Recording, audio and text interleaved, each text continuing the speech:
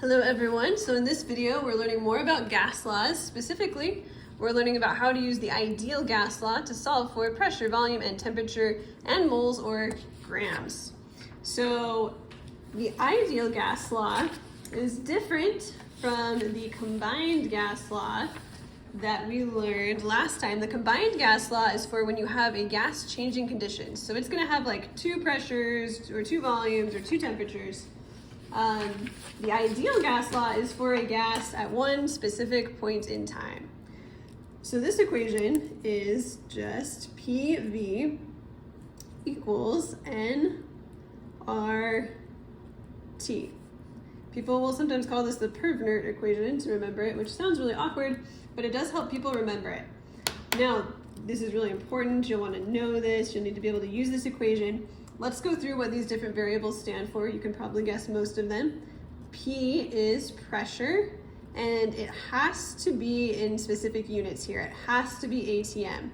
In our other equation, in our combined gas law, it could be mmHg, but in this one, it has to be ATM, and we'll explain why in a second. Our volume is V, and it has to be in liters. Can't be milliliters, it's gotta be liters. Our N is actually moles of gas, which obviously has to be moles. It cannot be grams.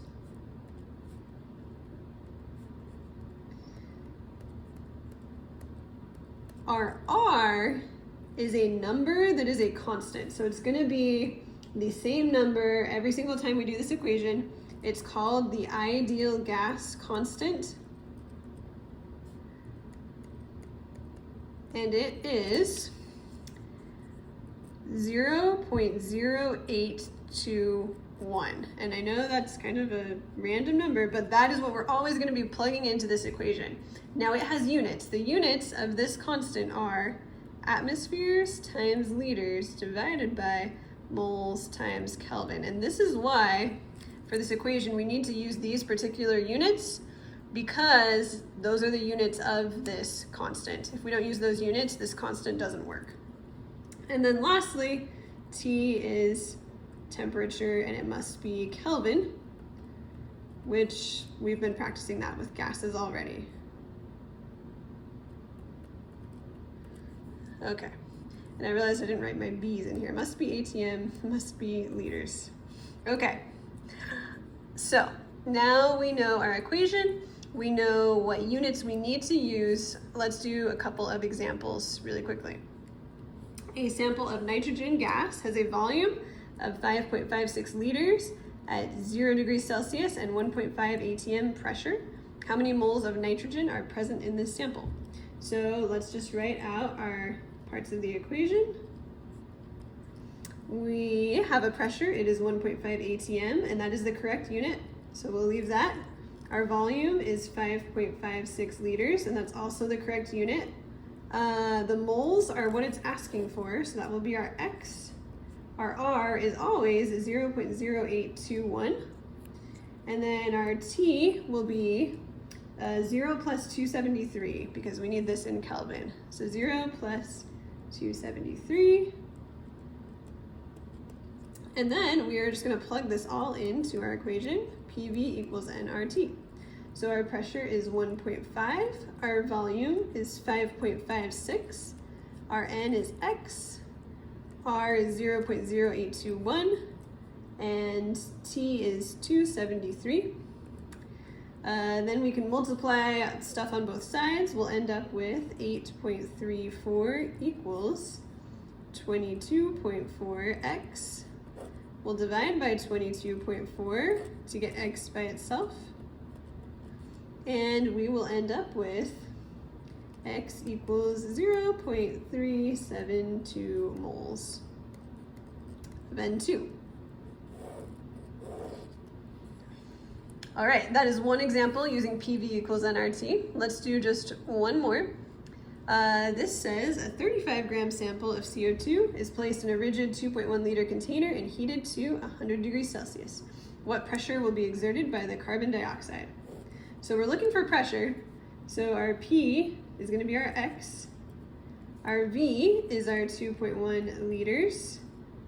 Our N, they gave us grams, but we actually need to convert that to moles. So to convert grams to moles, I need to take the grams of CO2 and divide by the molar mass of CO2. So the molar mass of CO2 would be 12.01, plus there's 2 oxygens.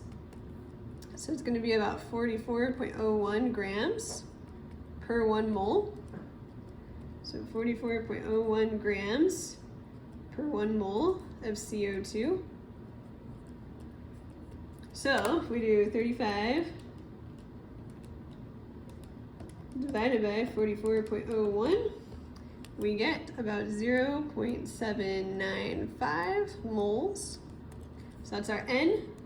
Our R will be equal to 0.0821, and our T will be 100 plus 273 to convert it to Kelvin, so 373 Kelvin. So now let's go ahead and plug everything in to our PV equals nRT.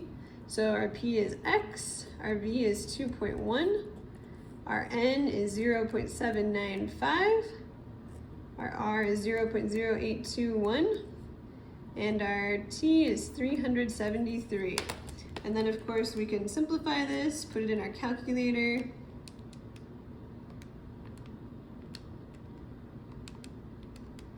Which I am doing right now. So we will end up with X times 2.1 equals 24.346. We'll divide by 2.1, and X will equal about 11.59. So we'll just round that to 12, and that would be ATM, because this was a pressure that we were trying to find.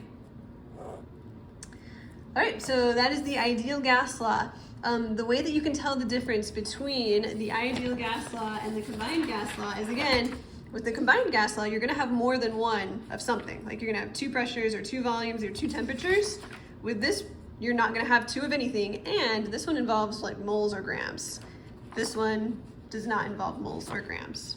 So that's how you can tell the difference between those 2 equations and which one you need to use.